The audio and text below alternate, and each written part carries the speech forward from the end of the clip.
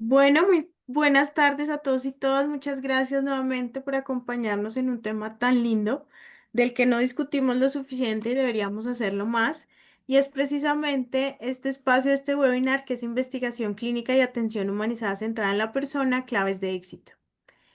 ¿Y por qué es tan importante? Porque muchas veces nos hemos quedado en preguntarnos cómo funcionan las cosas sin realmente entender para quién funcionan estas cosas. Y eso es precisamente parte de lo que debemos iniciar, siempre preguntándonos en cualquiera de nuestros espacios del continuum del cuidado y por qué no en la investigación. Entonces, precisamente en este espacio que vamos a tener, que va a ser un conversatorio entre María Camila y José Jimeno, vamos a hablar un poco de cómo poner a esa persona en el centro en todos los espacios, incluyendo también los espacios de investigación, cómo fortalecer la comunicación y cómo empezar a traducir los resultados científicos para entender cómo se mejora la experiencia del paciente y sobre todo cómo se mejora los desenlaces finales en salud y cómo podemos construir esa confianza y dignidad en cada paso del proceso. Hoy estamos con dos excelentes conferencistas, María Camila González, que es médica de la Universidad de La Sabana, candidata a maestría en salud pública de la Universidad de Berkeley, California, quien actualmente trabaja para EMES en los protocolos de gobierno del Consorcio de SIDA y Malignidad. Y está con nosotros también José Jimeno, quien es médico y CEO fundador de Endpoints, Red Latinoamérica de Investigación Clínica con presencia en 6 países y enfoque en vacunas, enfermedades infecciosas, cardiometabólicas, inmunoterapia y neurociencias.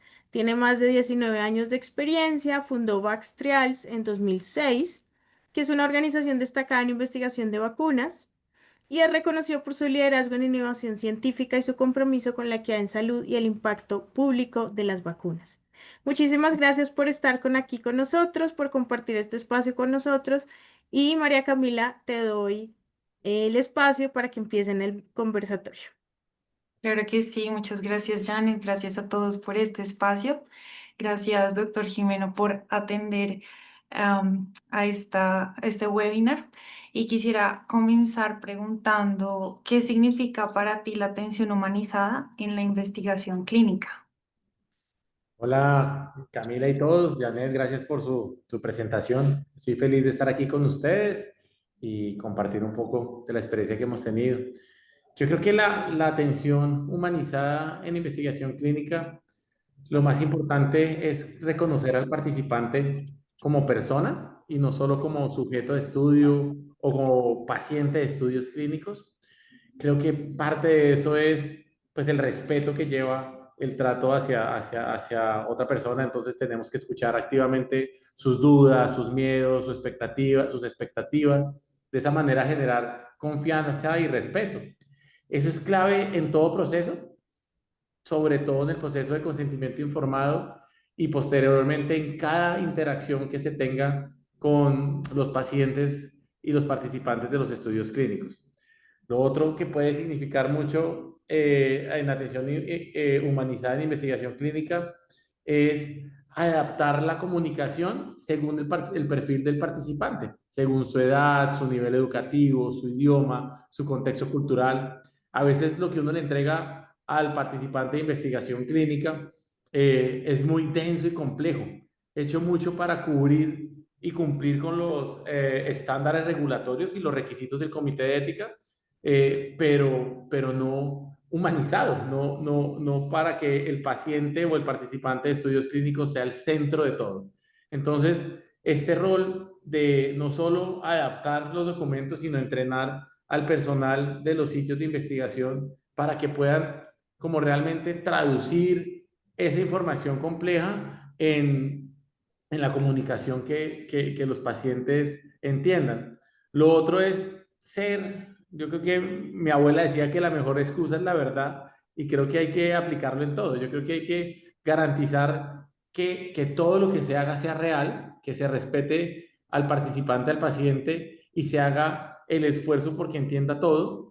Además, respetar su privacidad, la autonomía en cada interacción del participante y ser empático en esas situaciones personales o familiares que pueden afectar la herencia del paciente. Yo creo que eso es la atención humanizada en la investigación clínica, fomentar ese ambiente cálido y seguro, tanto en el trato con las personas como en los espacios físicos que se tengan en los centros de investigación. No sé, Cami, si ahí doy como un contexto de lo que significa para nosotros la investigación centrada, la atención humanizada en la investigación clínica.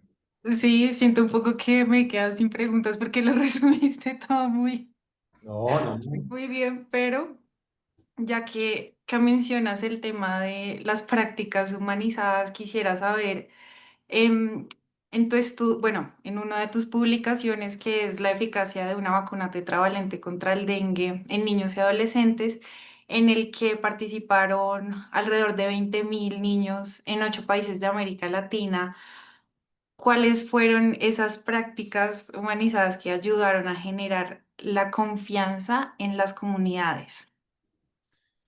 Este estudio fue espectacular por dos cosas. Uno, fue uno de los estudios más grandes que se han hecho en América Latina en vacunas, digamos, quitando los del COVID, pues un estudio de más de 20.000 participantes, es algo muy grande y en Panamá participaron más de 5.000 personas, niños y adolescentes en este estudio. En Colombia, otro tanto, en varios países de la región, Brasil, para llegar a casi 22.000 participantes en la región y era un reto porque comenzamos después de un estudio de otra vacuna de dengue que fue retirada por temas de seguridad. La vacuna cumplió todo su estudio y fue retirado porque salieron unos pequeños datos, no era un tema muy significativo, pero fue suficientemente significativo para proteger a todas las personas que eran seropositivas, de que podía la vacuna hacer un efecto de enhancement, de que se tuviera como una enfermedad más fuerte del dengue si usted tenía la vacuna. Entonces era un contexto difícil porque teníamos que hacer un estudio en niños y en adolescentes, o sea, menores de edad, en una enfermedad como el dengue, que sigue siendo pues fatal para muchas regiones y de mucha morbilidad, pero en un contexto de una vacuna insegura. Entonces, creo que fue clave la selección del personal que trabajó en los sitios y de las comunidades que íbamos a tener. También muy de explicarle al personal que trabajaba con nosotros en los sitios de investigación que el participante estaba dando mucho para la humanidad y que su aporte al estudio nos iba a impactar a todos grandemente, lo que hoy en día estamos viendo, porque la vacuna se registró finalmente hace un poco menos de 2 años y ya no la podemos poner en Colombia, en Brasil, en varios países de la región, en Panamá, y pues era verdad, pero en ese momento es como traten a estas personas que están participando coherentemente con lo que están haciendo ellos por la investigación. Entonces, tener ese personal bien entrenado y estable fue clave, porque duramos más de 6 años en un proyecto de investigación y solo menos del 5% de los participantes salieron del estudio. Y eran participantes que eran niños y adolescentes, que hoy en día tenemos hijos de esos adolescentes en esa época participando en estudios clínicos. O sea, pasaron de niños a adolescentes, de adolescentes a adultos y teníamos que estar en comunicación con ellos y eso fue clave, como que todo el mundo supiera lo importante que eran ellos para que tuvieran el respeto necesario. También lo que les mencionaba ahora, el uso del lenguaje sencillo, de materiales visuales claros, ejemplos cotidianos para explicar el estudio y sus diferentes procedimientos y que supieran el por qué se hacía cada cosa. Muchas veces los médicos y los investigadores subestimamos los pacientes. Pensamos que ellos participan por el beneficio de la terapia a la que van a participar o otros beneficios, pero que no entienden el detalle del contexto de la investigación que están participando y eso es un error en el que no incurrimos en ese estudio. Nosotros sabíamos que los pacientes, los participantes del estudio iban a entender en qué estaban participando, y si no era claro algo, nos esforzábamos para que lo entendieran. De esa manera podían comprometerse con los procesos, porque imagínense 5 años recibiendo llamadas cada semana. Entonces, era clave el rol del equipo, un equipo estable que hiciera una relación personalizada con los participantes, que además le diera un acompañamiento y un acceso real al equipo del investigador y a los procesos de investigación ante cualquier evento de salud. Y eso fue muy importante, porque no era algo fingido, no era algo solo como transaccional con el proyecto, sino era un equipo de investigadores al servicio de los participantes de este proyecto, y eso nos sirvió mucho.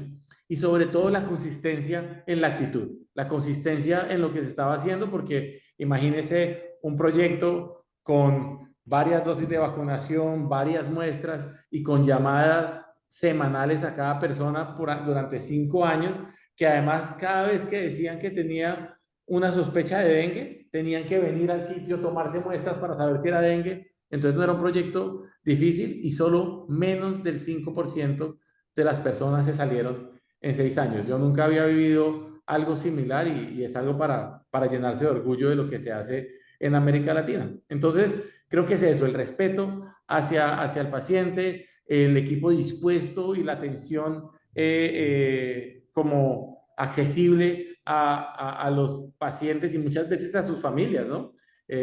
Algunos tenían hijos durante la participación y nos preguntaban por cosas que les pasaban a los hijos y tenían que estar ahí. Y ya después la claridad en los procesos de investigación y en los deberes que ellos tenían que hacer mientras fueran participantes en el estudio, y la consistencia y la coherencia pues con los pacientes durante todo el proceso. Y ahora que mencionas las llamadas semanales, ¿ustedes cómo hicieron para que esa vigilancia que era activa no la percibieran ellos como una invasión o como invasiva, sino más bien un acto de cuidado? Eso es pues un reto, ¿no? Cada vez las personas, sobre todo las nuevas generaciones que eran esos adolescentes, eh, se comunican de diferentes formas. Entonces nosotros utilizamos en diferentes sitios de los diferentes países diferentes maneras de comunicarnos con ellos para cumplir con la llamada del proyecto. Entonces se utilizaban redes sociales con redes sociales, se utilizaban WhatsApp. Si querían que los llamáramos cierto día a cierta hora, lo hacíamos esas horas. Si querían que lo hiciera tal persona, intentábamos que lo hiciera esa persona, y eso hizo que se generara confianza desde el primer contacto. O sea, le decíamos, lo va a contactar la doctora María Camila, y hacíamos lo posible para que fuera María Camila. Y si María Camila no podía, pues les explicábamos que no podía, y lo hacíamos que fuera la siguiente.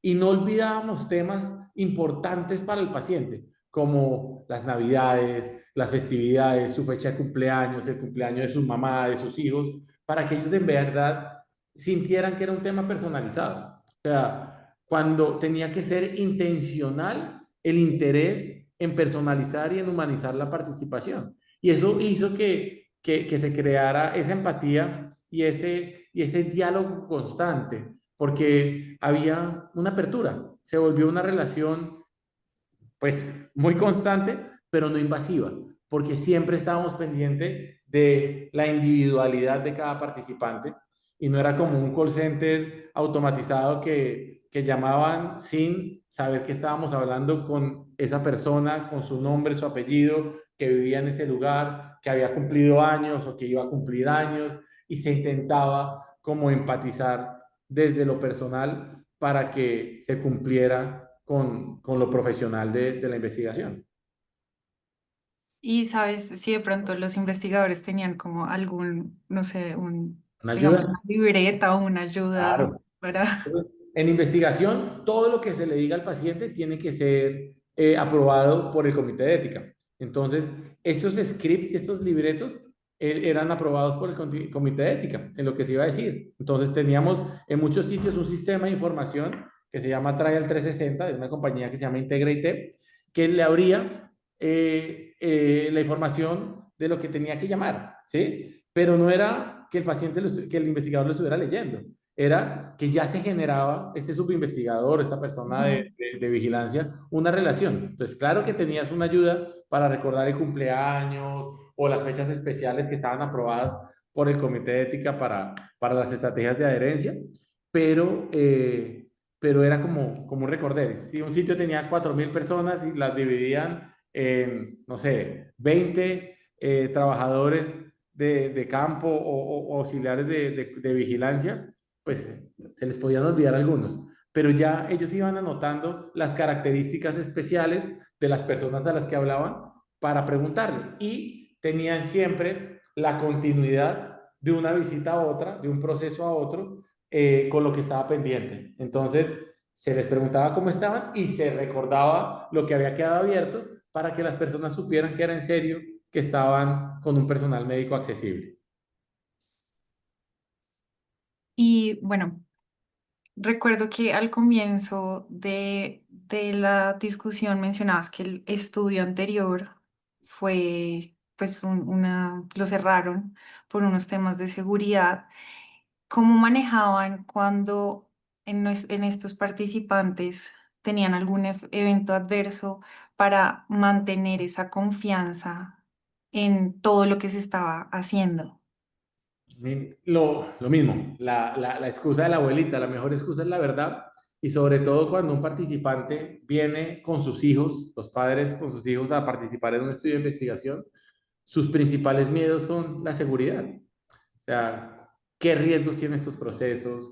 ¿Cuál realmente son los peligros a los que estoy exponiendo a mi hijo? ¿Sí? La vida de nuestros familiares es lo más preciado, en nosotros, pues aún más preciado para nuestros pacientes o participantes. Entonces, esa explicación desde el inicio, en profundidad de los riesgos de los procesos, de la información nueva, de la vacuna, de la información del perfil de seguridad, fue clave. Además, la propia, digamos, estructura que teníamos con la gente para usar en este tipo de contactos generó esa sensación de seguridad. Era, oiga, me están explicando todo con la verdad y se puede, o sea, se puede preguntar. Y era válido tener esos miedos y como ya sabíamos que lo más preocupante para los padres o tutores de participantes menores de edad es la seguridad de sus hijos, lo explicábamos muy bien. Y después, cuando había cualquier evento adverso relacionado o no relacionado con la investigación, cualquier problema de salud, le dábamos la importancia necesaria. Entonces, como sabíamos que todo eso se trata de los posibles desenlaces, de los eventos de salud, pues cada vez que había cualquier enfermedad, lo tratábamos con la misma solemnidad, digo yo, de que si fuera Ujú. un caso febril, para que ellos sintieran esa seguridad y después si tuvieran un caso de fiebre, pues lo reportaran para poder tener la obtención de muestras en tiempos. Y bueno, ¿cuáles crees tú que de toda esta investigación son los factores críticos del éxito para que no solamente se logren los resultados científicos sólidos, sino también humanizados? Pues yo creo que tengo varios. El primero puede ser la comunicación adaptada y empática. Digamos, en nuestro equipo de trabajo siempre hemos visto la empatía no como ponerse en los zapatos del otro, sino como hacerse igual al otro. ¿Sí? Nosotros somos muy de deportes, entonces el empate es cuando quedamos iguales. Entonces la empatía es que estamos iguales. Y eso es bien importante. O sea, es decir, cómo quisiera yo que me trataran si participara en un estudio clínico, cómo quisiera yo que me contestaran las respuestas y en la comunicación es, realmente yo quiero entender, ¿sí? Si yo voy a un médico y no le entiendo nada de lo que me dice, pues no me voy a sentir confiado con el procedimiento que me hace. Entonces, adaptar la comunicación y hacerla de manera empática, como nos gustaría ser tratados, fue clave. Lo otro es como la participación activa en la comunidad y de la comunidad. Que las cosas que nos dijeran, que las sugerencias que tuvieran, realmente las tomáramos en serio, escucháramos y modificáramos lo que se puede modificar, y si no explicáramos por qué no se puede modificar, fue también clave.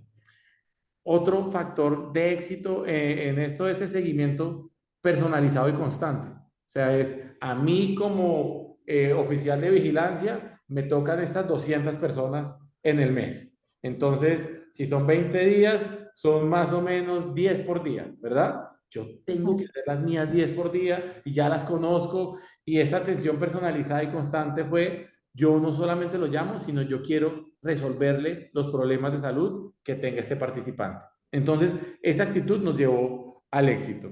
Lo otro fue estar preparados con el patrocinador, y es muy importante el rol de los patrocinadores para poder tener servicios complementarios integrados. Es decir, que si yo voy al centro de investigación por una cosa, pero tengo otras de salud, me puedan atender con todo lo que necesito. Trabajamos de manera coordinada con los ministerios de salud, con los programas ampliados de inmunización de los países, para que fuéramos parte del ecosistema. Es decir, no competíamos con alguien. Si vacunábamos con vacunas concomitantes, reportábamos a los ministerios de salud, así no nos veían como competidores del esquema, sino al contrario, como un aliado para aumentar coberturas. Y al final, conformar un equipo multidisciplinario que estuviera entrenado para, de manera coherente y consistente, darle el lugar que se merecen los participantes de estudios clínicos, que es un lugar desde la gratitud. O sea, todos nos beneficiamos de lo que están aportando ellos en los estudios de investigación. Entonces, debemos tratarlos desde ese lugar, con el respeto, con la comunicación, con la coherencia de lo que asistimos, para que ellos sean escuchados, pero sobre todo para que, si quieren retirarse en cualquier momento, lo puedan hacer sin sentir presión de quedarse. O sea, es una relación totalmente desde el respeto y desde la ética. Gracias, José.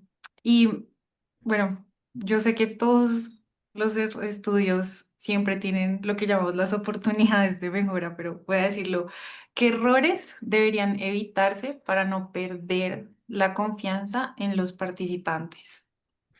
Yo creo que sería como lo contrario a lo que les digo que nos funcionó. Por ejemplo, no tener información clara con los participantes.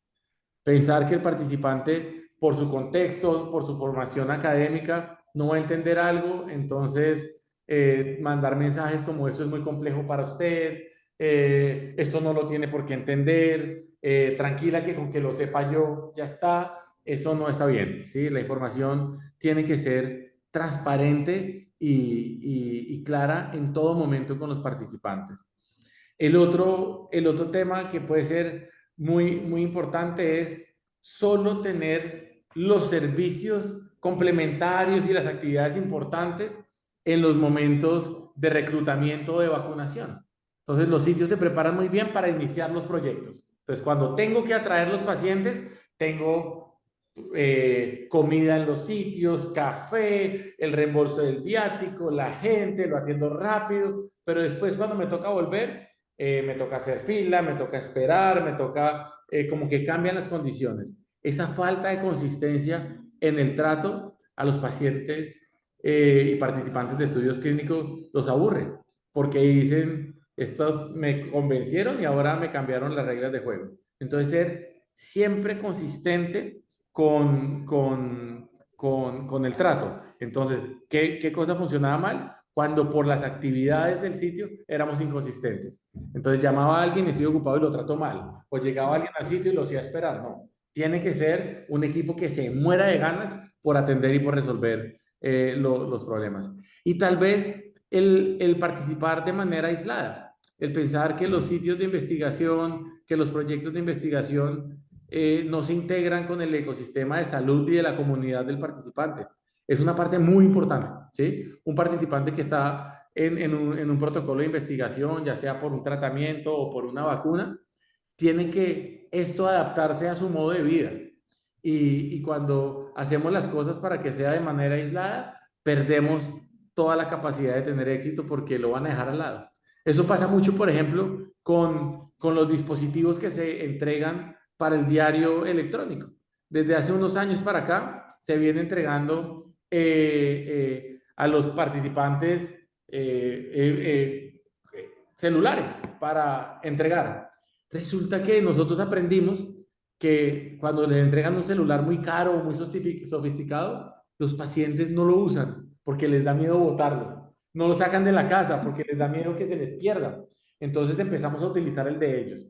Entonces, para tener una atención humanizada, hay que realmente innovar en centrar todas las estrategias en el paciente, escucharlos, caracterizarlos, entender sus miedos, sus motivaciones y trabajar para eso, no para lo que me sirve a mí. A mí me puede servir un iPhone, pero de pronto el contexto de los pacientes es con un Nokia 1100. Bueno, tengo que hacérselo llegar en un Nokia 1100, ¿sí? Para que lo entiendan y para que pueda haber un tema de una clara información entregada al paciente. Entonces, creo que cuando no funcionan esas cosas, cuando lo hago de manera aislada, cuando no tengo al paciente en el centro, sino mis necesidades, cuando no informo claramente y cuando cambio la consistencia en la oferta de los beneficios, las cosas salen mal. Y nos salieron mal, nos salieron mal. Tengo otros casos de otros estudios que donde aprendimos esto, es Sí, tuvimos, que haga una fotocopia, solo que se llame Resfriolgar. Ah, perdón. Claudia, ya te puso Claudia en mute, la puso aquí en el mute, está perfecto. Tuvimos un caso que tuvimos una crisis de medios, era un estudio Ujú. céntrico y en un país, en Argentina, hubo una noticia falsa que era como que la vacuna estaba causando muertes. Teníamos 24.000 participantes también, una vacuna de neumococo. Y en Colombia y en Panamá, eso llegó. Y cuando llegó, la gente venía masiva a salirse y la gente que necesitaba que le dijeran la verdad de manera transparente. Porque en Latinoamérica, y yo creo que en el mundo, pero mi experiencia es solo Latinoamérica y Estados Unidos, los pacientes creen en su médico y más cuando están participando. Entonces, cuando usted le dice la verdad de manera transparente, lo está respetando y ellos lo entienden y deciden, me quedo o me voy, pero le creo, ¿sí? Entonces, cuando se oculta esa información o se pasa a través de otros canales que nos pasó en otros estudios, o sea, no voy a decir la información que esté confirmada, no voy a hablar del tema porque no me ha autorizado el patrocinador y no se tiene un plan de comunicación claro, los pacientes se salen porque se rompe la confianza. Entonces, la comunicación clara tiene la confianza, que es lo que los sitios de investigación necesitan para poder participar en muchos estudios con los pacientes y sus comunidades.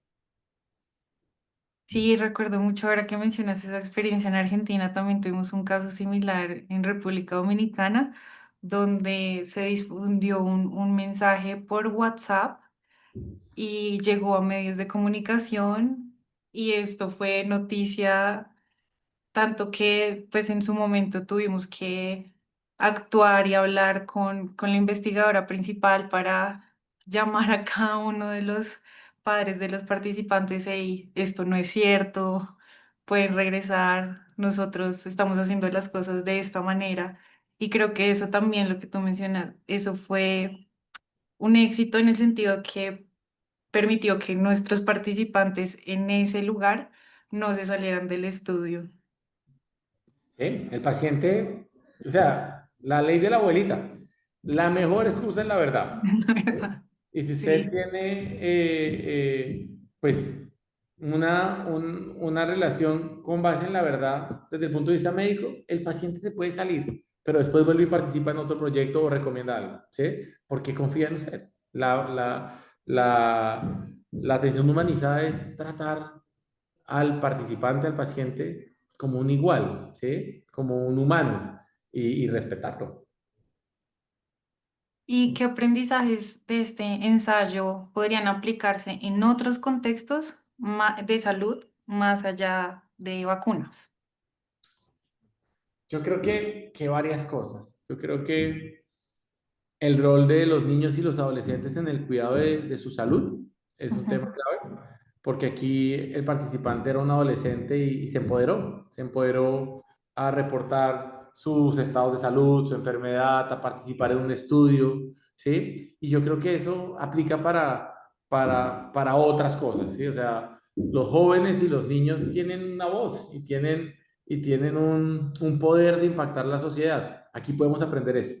Un montón de niños y jóvenes participaron en un proyecto de manera activa y gracias a ellos tenemos una vacuna que se probó que funciona para el dengue y se está administrando en todo el mundo. Entonces eso es un aprendizaje grande, ¿sí? Si uno logra tener a los participantes motivados y que cumplan con sus procedimientos, lo pueden hacer, pero incluso los niños y los adolescentes, ¿sí? Si bien ellos entraron con representantes legales y cuidadores, fueron ellos los que nos regalaron esa información y su tiempo y su compromiso.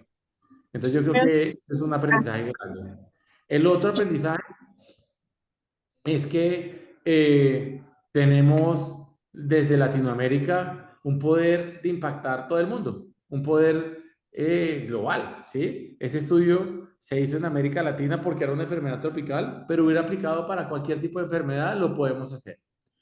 El tercero y es, no importa lo largo que sea el estudio y lo complejo que sea, porque los prejuicios de esta gente la tenemos que llamar cada semana, son adolescentes, mejor dicho, no lo hagamos, hagamos estrategias para que sea automatizado, nos pudo haber dañado el aprendizaje de que no, las personas sí contestan, sí participan, sí entienden claramente el porqué de las cosas. Entonces, ¿qué aprendizaje nos da? Que si usted explica muy bien el porqué y la razón por la que está haciendo cada procedimiento, usted va a poder tener éxito en lo que sea que haga y emprenda, ¿sí? Si el otro está en su interés de usted vincularlo, respetarlo y contar con su opinión, él va a entender lo que se necesita y va a ser exitoso. Yo creo que esos tres son los más grandes aprendizajes, que los niños y los adolescentes pueden impactar, cualquiera lo puede hacer, que Latinoamérica tiene un poder para impactar y que las personas que se tratan con respeto y entienden en lo que participan, participan con empeño y logran cosas grandes. Muchas gracias. Bueno, ahora quisiera hablar un poquito sé que ahorita están haciendo una revisión de la literatura relacionada un poco con los factores y las estrategias que impactan el reclutamiento y la retención de los voluntarios en estudios de vacunas profilácticas. Y sé que pues está en proceso de publicación, pero quería preguntarte, ya que anteriormente mencionaste em, la identificación de barreras y facilitadores en las comunidades, ¿cuáles son aquellos facilitadores que promueven la participación en los estudios clínicos y si alguno de ellos tiene que ver con la atención centrada en la persona? Pues miren, nosotros hicimos esto y fue pues de un aprendizaje grande. El primer aprendizaje es que no hay muchos estudios primarios en la región que Ujú. estudien cuáles son esas motivaciones y barreras de los participantes para participar en estudios de vacunas profilácticas de los voluntarios. Entonces hay una oportunidad grande de hacer estudios primarios en nuestra región para entender nuestra gente. Entonces ese yo creo que es un tema de lo deshumanizados que a veces somos en nuestra región con la investigación. ¿Sí? Nadie se ha sentado a decir, oiga, hagamos un estudio primario para ver por qué los cientos de miles de personas que han participado en estudios en la región participan, o por qué no participan, o qué les asustó. Entonces yo creo que eso es algo como en paréntesis para decir. Después, nosotros lo que vimos en todos esos estudios, algunos de América Latina, pero muchos de Asia, de África y ya Estados Unidos y Europa, vemos que la gente, ¿por qué participa y a qué le tiene miedo? ¿Sí? Y encontramos 8 categorías, ¿sí? Unas que son para participar y otras son como barreras. Y todas tienen que ver con la humanización de la persona en vacunas. Es espectacular. La que más motiva a los participantes es el altruismo, ¿sí? O sea, de todos los estudios de la gente que se estudió de manera anónima, tanto individual como manera grupal, el altruismo los mueve. Es decir, las personas entienden en lo que están participando. Entonces, nosotros teníamos un estudio, ese lo hicimos acá, en América Latina, de polio, polio está erradicado de nuestra región desde hace más de 35 años, la primera región del mundo libre del polio, pero desafortunadamente el mundo no está libre de polio, todavía tenemos casos de Nigeria, Pakistán y Afganistán, ¿cierto? Y la gente dice, no, yo quiero participar y que mi bebé de 6 semanas reciba una vacuna experimental para que esto se acabe y ningún bebé del mundo tenga que recibir eso, ¿sí? Entonces, oiga, el altruismo es un tema que usted puede entender y considerar como motivador si escucha al paciente, si le explica, ¿sí? Si dice, oiga, ¿por qué participaría yo en un estudio de una vacuna que no es un problema de salud pública en mi país? ¿Sí? Oiga, porque es que con lo que yo hago impacto a otros. Y eso es humanizarlo, porque entonces él en sus capacidades integrales decide participar por ayudar a otros. Eso es espectacular, ¿sí?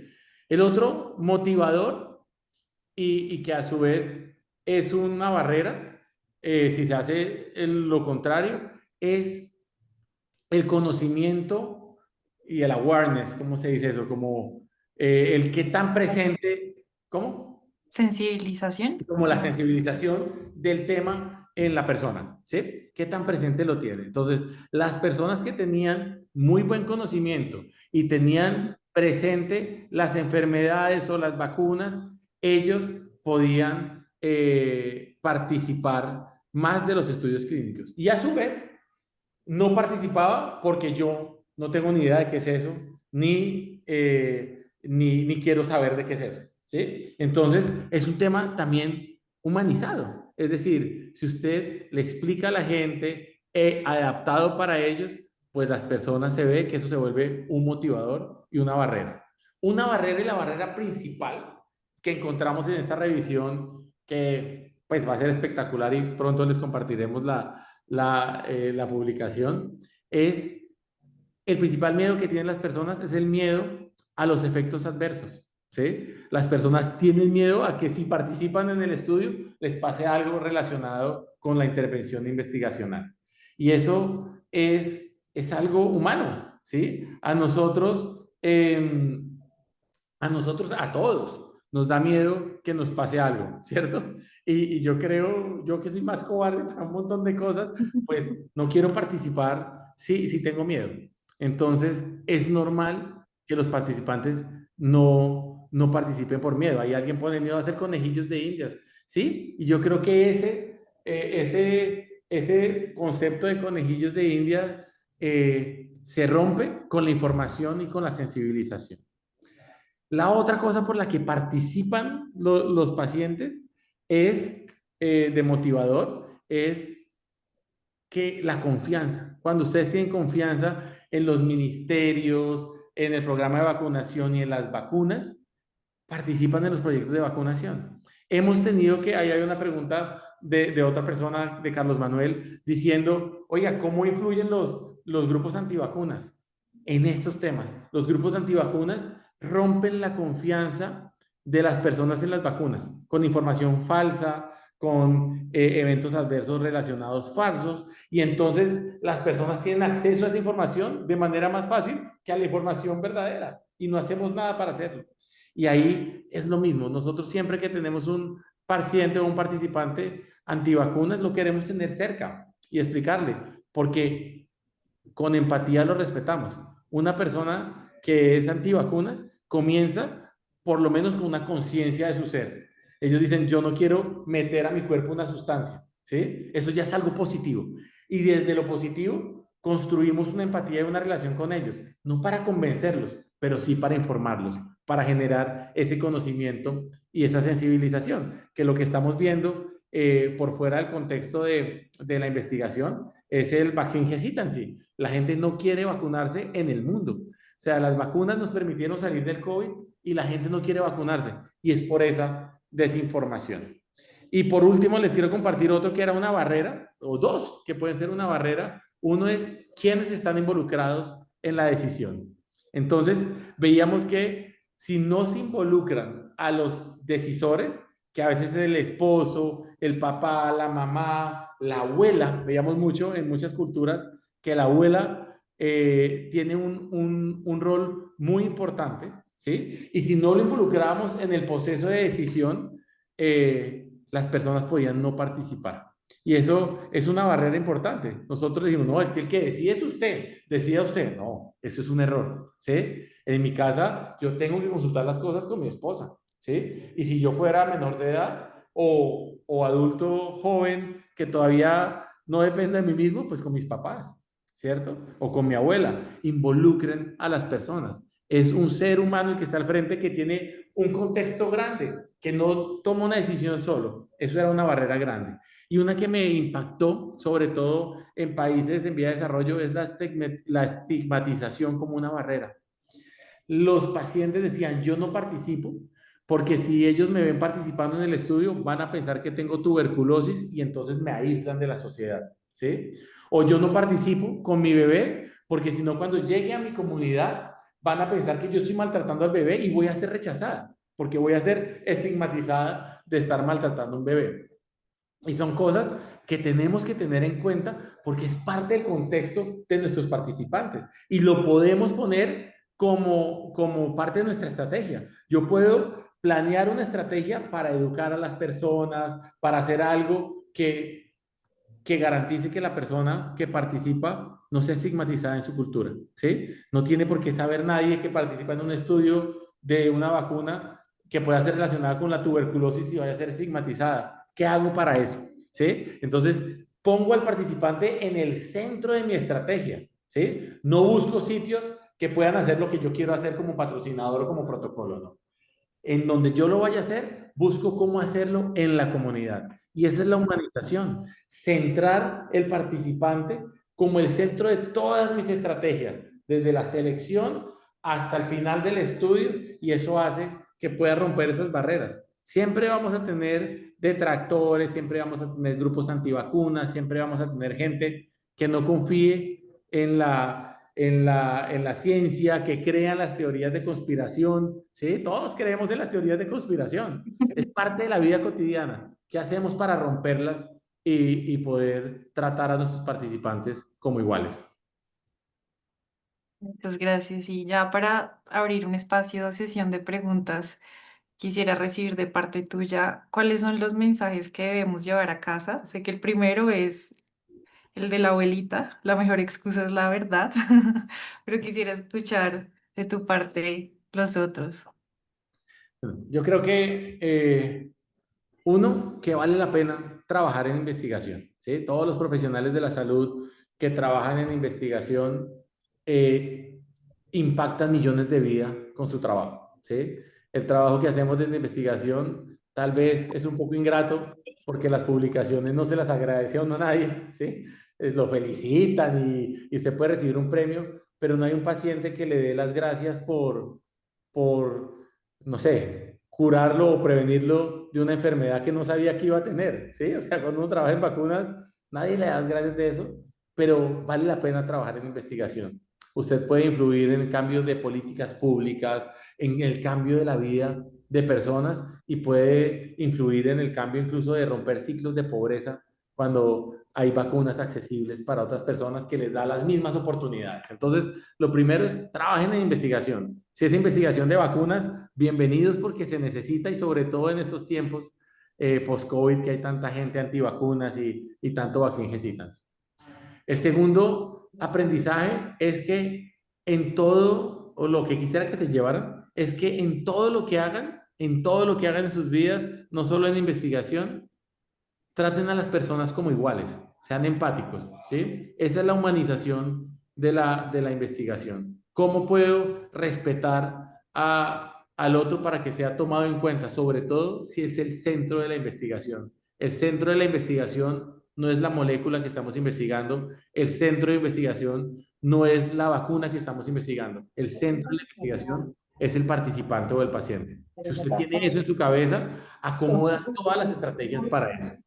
Y creo que el último punto que me gustaría compartirles y llevarles es que la humanidad está cambiando y tenemos una generación activa y joven que acaba de sobrevivir a una pandemia y que la información que generó la pandemia en salud es un reto y las nuevas tecnologías ligadas a la inteligencia artificial y a todos los avances que tenemos, nos tienen que hacer, nos tienen que volver profesionales que tengamos toda la tecnología, pero con el ser humano en el loop, con el ser humano en la mitad. Si nosotros tenemos inteligencia artificial con el humano en el loop, vamos a ser mejores. Si tenemos cualquier tecnología con el paciente en ese centro e involucrados, vamos a ser mejores porque vamos a poder ser capaces de adaptar lo que sea que hagamos, ¿sí? De una mejor manera, ¿sí? Y utilizar la tecnología, las herramientas para beneficiar a los otros como iguales. Y al final, si aquí hay médicos o profesionales de la salud, es para eso que estudiamos, ¿no? Para poder cambiar vidas. Entonces, esos serían como los 4 mensajes que te daría Cami, que me gustaría que se llevaran. El de la verdad, de la abuelita, siempre la mejor excusa es la verdad, pase lo que pase, diga la verdad, ¿sí? El de que el paciente es el centro de todo, ¿sí? Que si involucramos al humano en con todos los cambios tecnológicos en el medio de las estrategias que hagamos, tendremos éxito y que vale la pena trabajar en investigación, ¿sí? Si podemos trabajar en investigación, vamos a poder impactar millones de vidas. Muchas gracias, José. Ah, bueno, y el de tratar a las personas como iguales, la empatía. Exacto, gracias. Ujú. Bueno, acá en el chat veo algunas preguntas.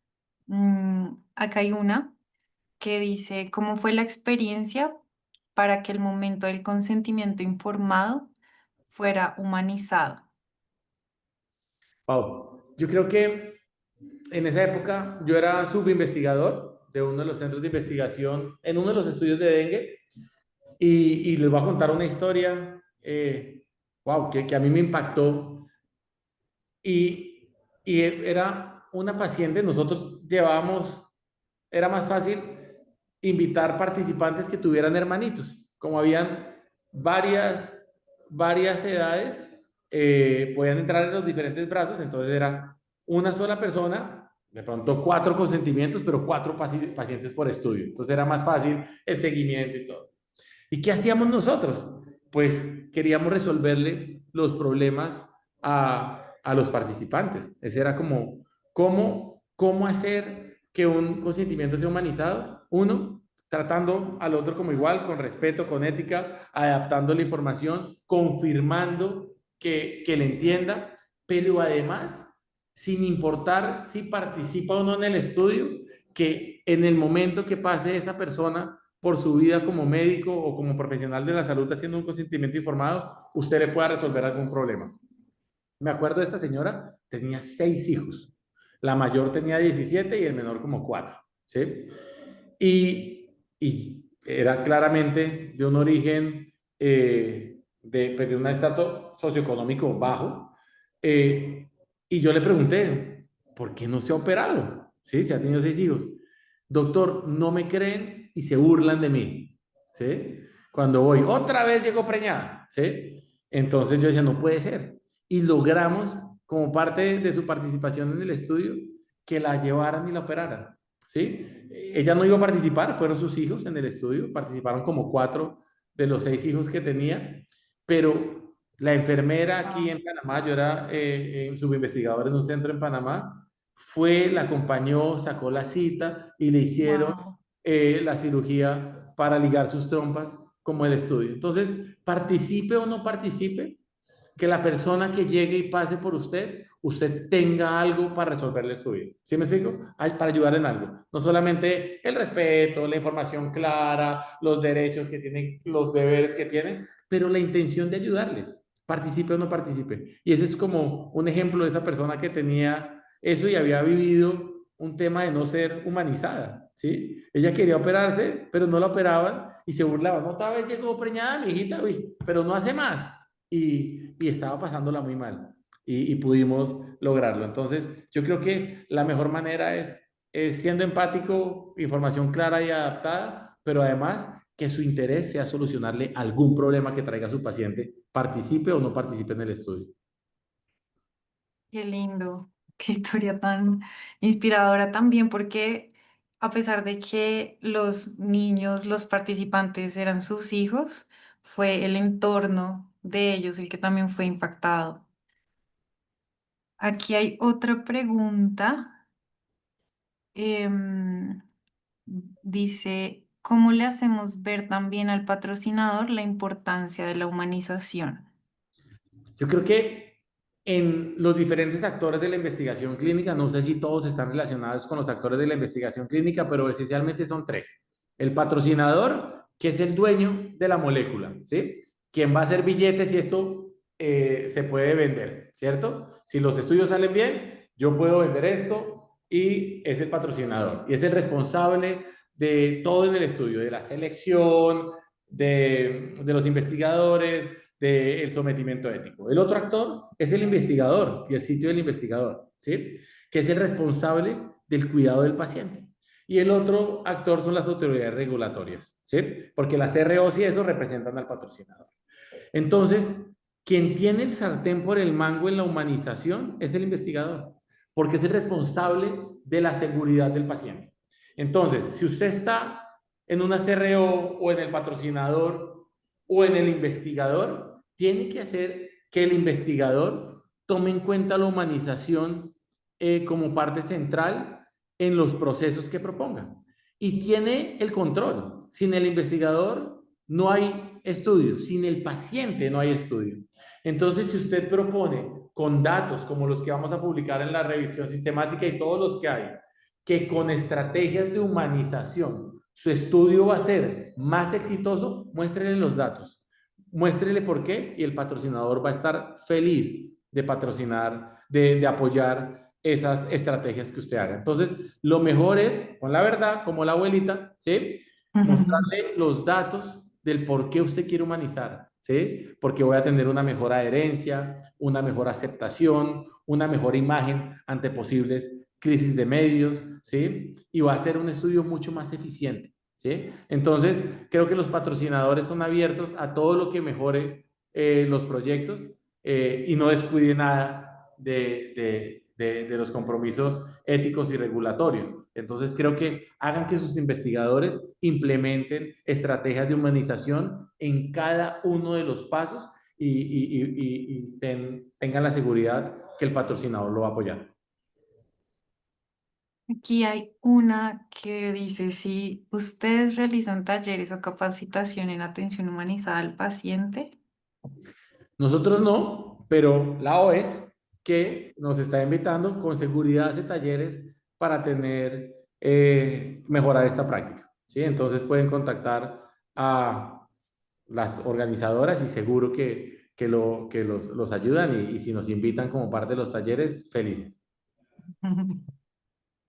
Y bueno, creo que una última pregunta ya para cerrar. Dice, ¿qué recomendación daría para que la humanización de cara al paciente trascienda a los colaboradores, es decir, investigadores, subinvestigadores, etcétera?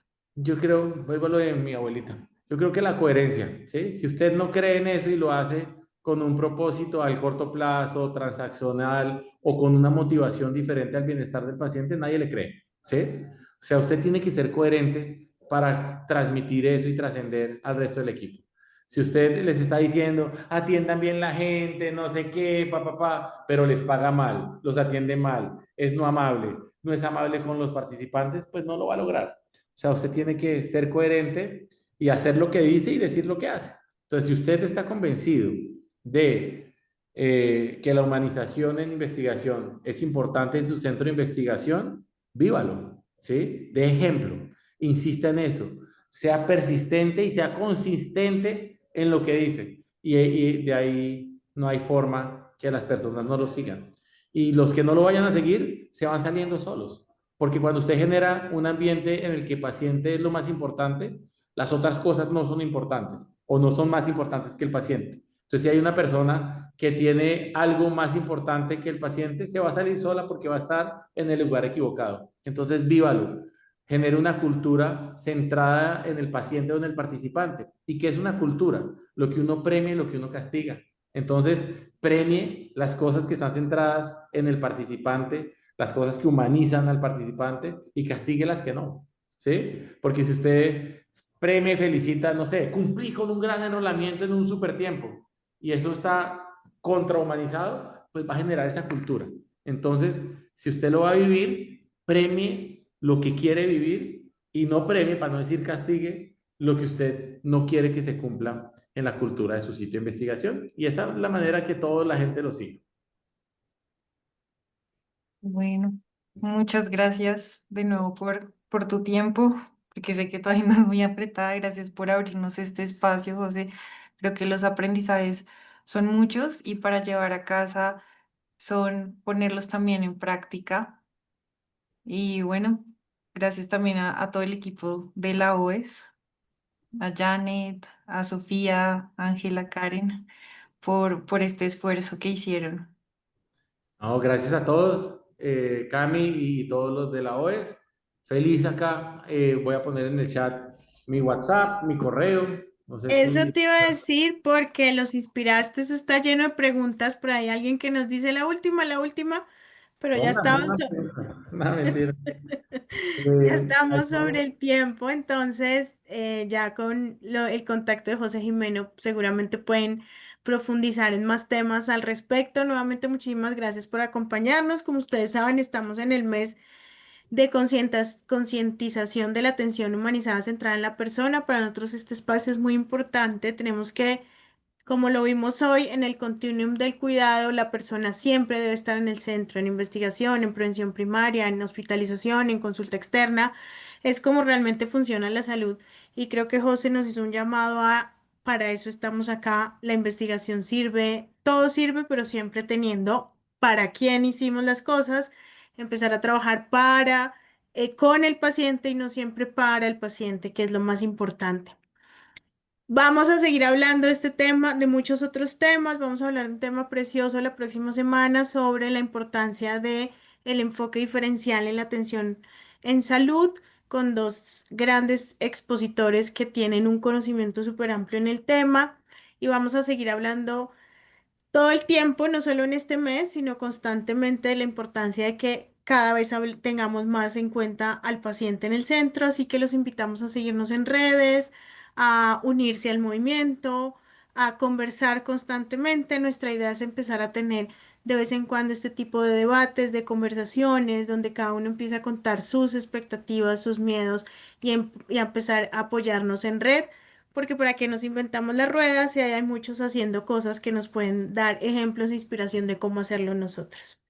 Fue un gusto tenerlos acá. Nuevamente, José, María Camila, gracias por traernos este tema tan interesante, tan inspirador y esperamos verlos de nuevo y síganos en nuestras redes. Un gran y feliz Saludos. Bye tarde. bye. Chao. Bye.